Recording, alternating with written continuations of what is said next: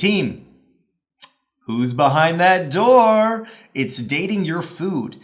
Now, I bet you're wondering, why is Tyler talking about dating my food? What do you mean I'm dating my food? That's a pretty interesting concept, but it was something that struck me as so apparent to change our perception on the way we look at food and the way that we eat food. Because for those of you that have been in the dating world, there are some people you want to see more of, and you should see more of. There are some people that you want to see less of. There are some people, hey, maybe you should start seeing. And there's some people that you never want to see again. It's the same with food. Okay? So welcome to dating your food. What I want you to start looking at are the foods that are going to move you closer towards your goals. Now, some of those foods you might already be seeing, so you should see more of them. And there might be foods that you're like, oh, you know what? That's actually a really great choice that's going to push me towards my goals. I should start seeing them. And then there's going to be foods on the other side of the spectrum that you're like, ooh, yeah, that one, I should probably see less of them. And some that you're like, ooh, I should never see them again.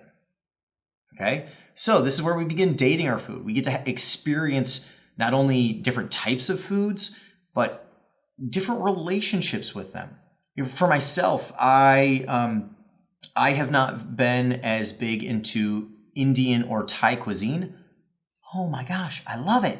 It's amazing. It's so good.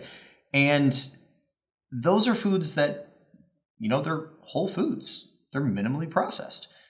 And when you have your rice, your grains, your veggies, your beans, your meats, whole foods that, are really great to eat. Now, I don't eat those all the time, but they're foods that I'm seeing more of. And then there's foods that sometimes I need to see less of. Peanut butter is a big one for me. I love peanut butter, and peanut butter loves me. And we have a very love-hate relationship. But that was a relationship that I used to, and it's so shocking to me that I used to do this, especially with where my relationship is with peanut butter now. And again, it's like, why is Tyler getting super sentimental about peanut butter? It's because we all have these foods that are sentimental to us, whether they're comfort foods, stress-relieving foods. But peanut butter for me, I would buy it. I would bring it home. I would be putting groceries away and I would be spoon-feeding it into my mouth because I knew that the sooner it was out and gone and out of my apartment, then I didn't have to eat it anymore. Is that a healthy relationship? No, it's not. It's definitely not a healthy relationship for me here or here. And it matters. It all matters, okay? So we want to have these relationships where it's like, okay, hey, peanut butter, I'll see you next week. I'm not going to buy you this week, but I'll get you next week. And maybe you do, maybe you don't. But it's the relationship that we want to improve. Because again, this is fixing your food relationships forever. I never want you to diet again. I don't want you to have foods that you're like, oh, I'm scared of that food. Why are you afraid of food? Food is food. When we can change the narrative on food not being a fearful thing, but as an enjoyable thing.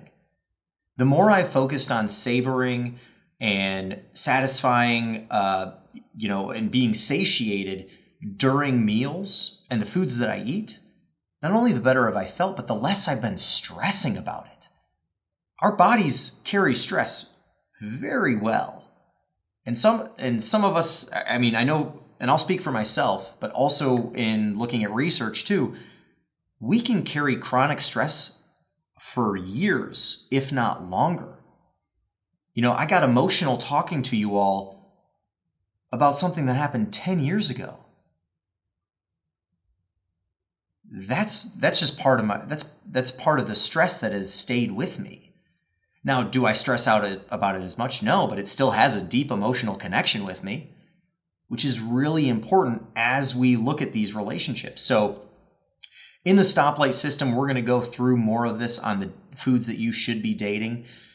But I want you to start thinking about it. Start dating your food. Okay, hey, Peppers, I see you. What's going on? You're looking nice today. I'm gonna have more peppers. Hey, Nutella, maybe we should take a break.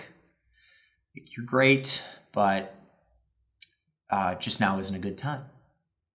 Now notice, I didn't say I can't ever see you again.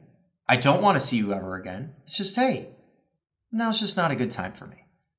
Because you have your goals. And every step in the process is pushing you towards your goals. So, step number 9, dating your foods. That's how you do it.